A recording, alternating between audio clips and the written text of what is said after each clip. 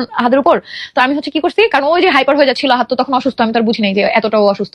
ঘটনার এতদিন পর লাইভে এসে তিশা এবার জানাচ্ছে ঘটনার ওই দিন আসলে কি হয়েছিল। আসলে এইগুলা তো পাবলিক সবাই জানে। ওই রুমে আমি ডেকোরেশন করতে চাইছি যে সবকিছু সুন্দরভাবে গোছাই নিবো, ওই রুমে আমি থাকবো, এই রুমে আখি থাকবে। আখি উঠে আহাদকে ডাকছে, বলতেছে যে কি করতেছে। আখি যখন রাগ করে বাসা থেকে চলে আসে তখন থেকেই নাকি ইভেন তার আগে থেকে আহাদ ছিল অসুস্থ, এটা নাকি তিশা বুঝতে পারেনি।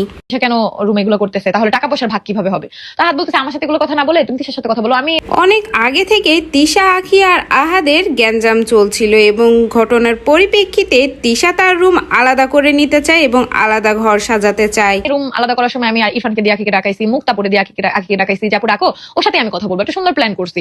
আর তিশাকে আলাদা রুম সাজানো দেখে আখি তখন তিশাকে বলে এগুলা কি করছিস, এবং সে আহাদকে যে বলে এগুলা কি করছে। দুই বোন দুই রুম থাকুক, এটা বেটার হয়। ওর মতো গোছায় রাখবে, আমার রুম আমার মতো গোছায় রাখবে, আমার মেয়ে নিয়ে আমি আমার রুমে ঘুমাবো, ওর ছেলে নিয়ে ওর রুমে ঘুমাক। আহাদ তখন পাশের রুমে ঘুমাচ্ছিল। আখির ডাকাডাকিতে আহাদ উঠে এবং আখি যখন বলে তিশা এগুলা কি করছে, কেন ঘর সাজাচ্ছে আলাদা, অন্য রুমে ঘুমায়, এটা আমার পছন্দ হয় না, ছেলেটা মায়ের কাছে ঘুমাক, এটা আমি চাইছি।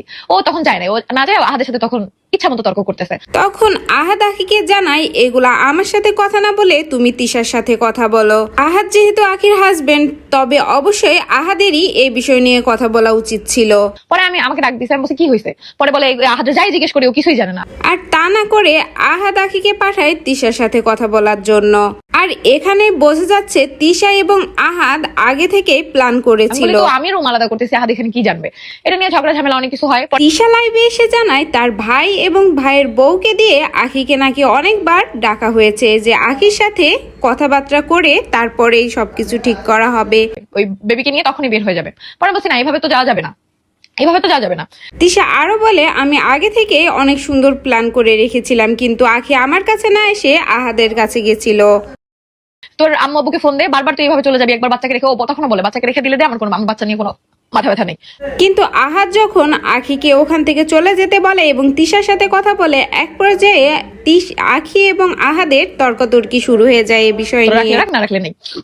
পরে আমি বলি না, এইভাবে হবে না, যদি যাও এবার ভালো মতো, তোমার ফ্যামিলি আসুক, ভালো মতো হয় স্পট নয় স্পট, 2 দিন পর এই কাহিনী নাটক আমার ভালো লাগে না।